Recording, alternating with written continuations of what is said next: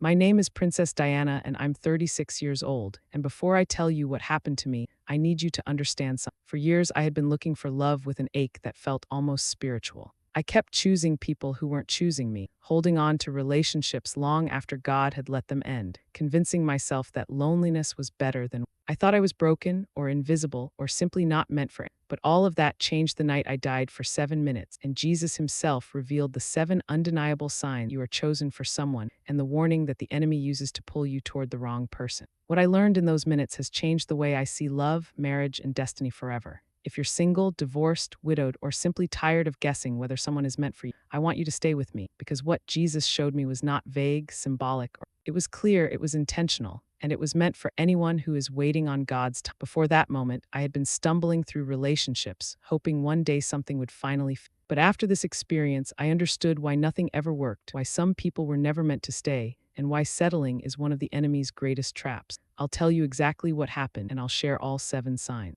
But before we go any further, let me know where you're listening. It helps me feel close to the people God is leading to this testimony. And make sure you like this video and leave your thoughts, because after you hear what Jesus showed me, everything you believe about being chosen for someone will shift. I'll reveal the first sign in a moment, but first, I need to take you to the place where I went when everything went silent. The night everything changed started out like any other, until a sudden flash of headlight and the violent jerk of metal tore the world out from. I remember the sound first, a sharp crack like the universe itself snapping, then the sensation of my body tipping backward, weightless and vulnerable, and the strange, hollow quiet that followed. It was as if someone had turned down the volume of the world. No pain, no fear, just a slow release, like exhaling after holding your breath for too many years. I felt myself falling, and then I wasn't falling anymore. I was suspended in something that wasn't air but felt softer, almost like being held. The darkness shifted into colors I don't even have names for, alive, moving, shimmering like light wrapped in. I tried to understand what was happening, but understanding wasn't a warmth began to surround me, warm enough to pull tears from a soul rather than from, and then I sensed him before I saw him. The atmosphere changed, almost bowed, as if everything around me recognized someone greater than itself. When Jesus appeared, he didn't look like the pictures I had grown up seeing. He wasn't distant or untouchable. He approached like someone who had known me since the beginning, someone who had watched every moment I cried into a pillow,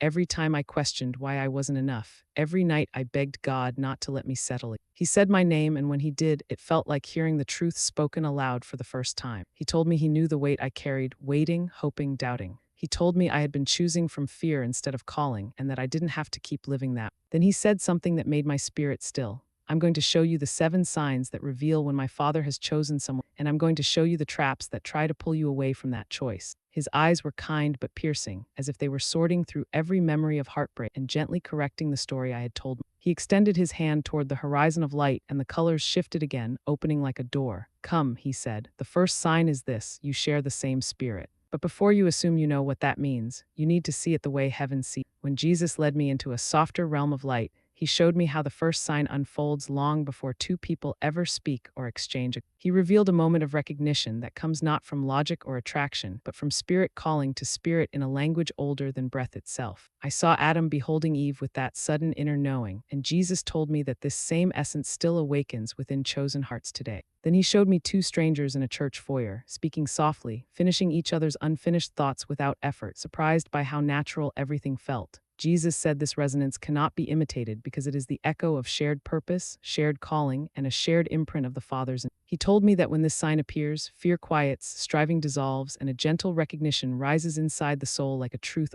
I felt the beauty of that certainty and asked how anyone on earth could discern it, and Jesus whispered a prayer that felt like clear water on me. He invited me to pray for eyes that see spirit first, because human sight is clouded by longing, but spiritual sight recognizes what the Father has already joined. He said that when 2 hearts share the same spirit, conversation feels familiar, presence feels peaceful, and destiny stirs with the quiet confidence of this recognition is heaven's first whisper that someone is chosen specifically for you. Jesus led me further until the colors shifted into scenes of people speaking, their voices overlapping with confusion when they were not joined by the Father's. He contrasted this with another pair whose words flowed like a single melody, each hearing not just sound but the heart beneath every imperfect phrase. Jesus said unity of voice is not sameness but alignment. where disagreement becomes safe because love interprets meaning more accurately than the enemy's whispered distortion. He showed me a moment when one partner stumbled over words, yet the other instantly understood the intention, responding with calmness that dissolved the rising tension instantly. Then Jesus brought me into a memory of my own life, when I once whispered a shaky sentence in fear, and someone gently replied with understanding. He explained that this kind of communication is regulated by the Spirit,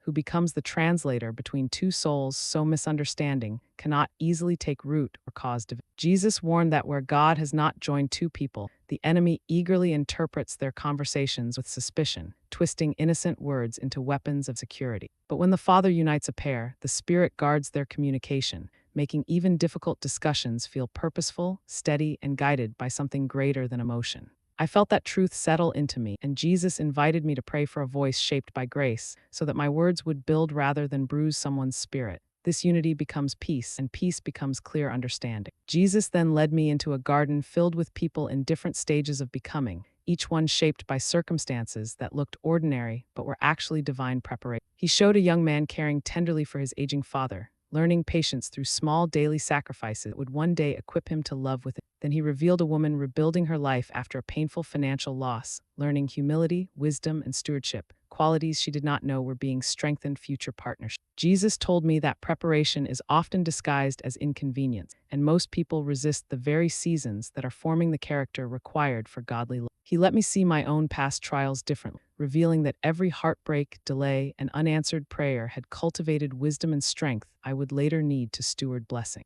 I saw two parallel paths, one shaping me, the other shaping the person chosen for me, each path marked by victories and failures that trained our hearts separately. Jesus said that when both people surrender their growth to the Father, they arrive at the appointed time ready to love, serve, and protect one another with maturity. He emphasized that chemistry may ignite quickly, but character sustains connection, and divine preparation always focuses on the unseen parts of the heart first. Jesus encouraged me to measure readiness not by excitement but by fruit. Patience, kindness, faithfulness, resilience, and the willingness to choose love when feelings fluctuate. Preparation aligns destiny. Start now. When Jesus led me into a quieter place of moving water, he told me that the fourth sign appears not in fireworks and flow. He showed relationships that felt like rivers, where decisions once fought over now glided with gentle agreement, and where small domestic moments unfolded with a peace that didn't need. I saw a couple at a kitchen table, quietly resolving a disagreement over tea, each listening more than defending, each speaking from care rather than control. Jesus said flow isn't perfection. It's grace removing friction so two people can move as. Then he contrasted it with unions built on force, where every choice, every plan, every emotion became negotiated. He told me that when the Father ordains a bond, partnership becomes natural, not exhausting. Flow is the quiet evidence of divine alignment. The fifth sign, Jesus said, is extreme tolerance, a supernatural grace that sees the heart beneath the. He showed me couples married for decades, their imperfections softened by compassion instead of sharpened into criticism. I watched a moment when one spouse, overwhelmed by weariness, snapped without meaning harm. Instead of meeting fire with fire, the other paused, stepped closer, and simply asked, "How can I help?" Jesus told me this tolerance is not weakness or permission for abuse. It is love strengthened by truth, mercy, and boundary. He warned that some confuse tolerance with enabling, but real grace never abandons accountability. Instead, it reveals the deeper story behind a reaction and answers it with steadiness. Extreme tolerance is the tenderness that makes lifelong love sustainable, because it transforms moments of human weakness into opportunities for divine compassion. And Jesus made it clear that such tolerance only grows in hearts trained by the Spirit, hearts willing to see wounds instead of threats, and to offer understanding without surrendering. He let me feel how different it is when two people fight to win versus when they fight to heal. One drains the soul dry, the other strengthens the bond until it becomes unbreakable. Jesus said that the person chosen for you will not demand perfection, but will reflect God's patience in how they respond to your humanity. And you, shaped by the same grace, will offer them the same refuge. In that safety, love does not shrink. Jesus brought me into a realm where clocks hovered like living symbols, their hands moving not in circles but in gentle patterns tied to growth rather than. He showed me calendars turning, not with frustration or delay, but with purpose. Every closed door, every unexpected pause, every heartbreak I once resented had shaped me into someone capable of loving with wisdom instead of desperation. Then he let me see the journey of the one chosen for me, failures that humbled him, responsibilities that matured him, seasons of service that taught him to lead with compassion. Jesus said that divine timing is never about withholding love, it's about forming identity. When two prepared hearts meet, their connection isn't an escape from loneliness, but the beginning of a shared assignment. Jesus told me that patience isn't passive waiting, it's active becoming. He said that while we wait, we should grow in character, deepen our calling, and align our desires with heaven so we can recognize the blessing that finally arrives. Timing, he said, is protection. Then the scene shifted again, and Jesus revealed the seventh sign, spiritual confirmation. He showed me moments when peace settles over a relationship like a divine signature, silencing fear without silencing. He showed dreams that weren't fantasy but glimpses of purpose,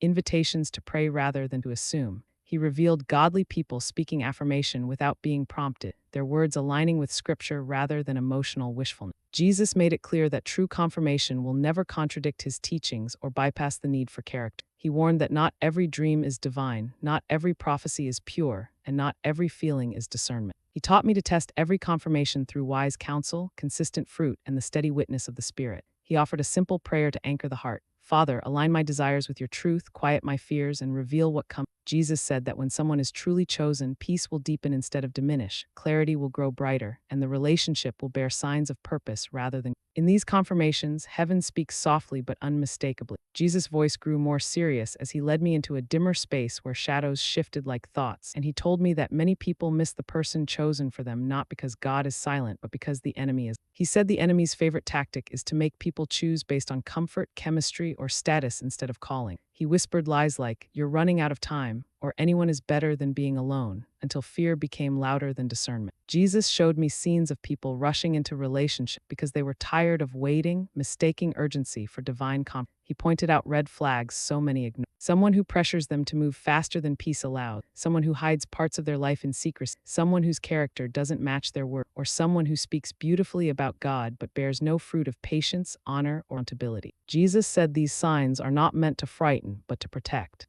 Then he showed me an emotional moment from a woman's life, someone who had convinced herself that the man she wanted must be her destiny simply because their chemistry felt intense. She was days away from accepting a proposal, but one night she prayed the discernment prayer Jesus had taught his apostle. In that moment, her spirit felt unsettled, and she sensed a clarity she had been ignoring. Within weeks, hidden patterns surfaced, revealing manipulation she hadn't recognized. Jesus told me she wasn't saved by her intuition. She was saved by surrendering her desire long enough to hear heaven's. He said the same protection is available to anyone willing to slow down and test the fruit instead of trusting fleeting fear. He urged me to stay rooted in Scripture, to seek counsel from wise believers, to stay connected to community rather than isolating into fantasy, and to use the prayers he had given as spiritual. Then he offered a prayer for all who seek clarity. Father, expose every false path, silence every confusing voice, and illuminate the way you have chosen. Guard my heart from rushing, from fear, and from settling. Lead me in truth and let your peace be my confirmation. As Jesus finished speaking, the light around us began to draw back like a curtain, and I felt a gentle pull, as if heaven itself was releasing me with purpose. The colors faded, the warmth thinned, and then suddenly I was gasping for air in a hospital bed,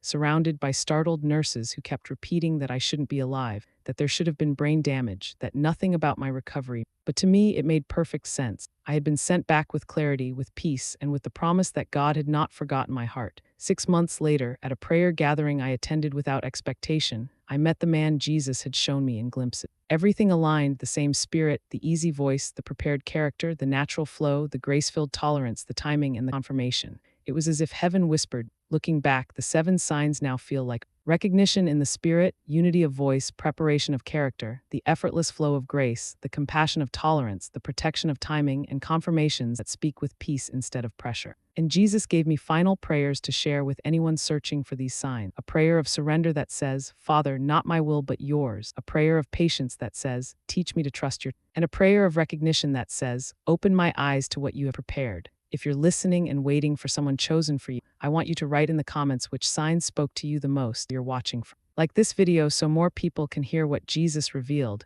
and subscribe if you want to walk this journey with us. And remember one thing Jesus told me as the light pulled me back. The Father's plans are never late, and his gifts never come with sorrow. Trust what he is preparing for you. May his peace lead you, his timing guide you, his love steady your steps.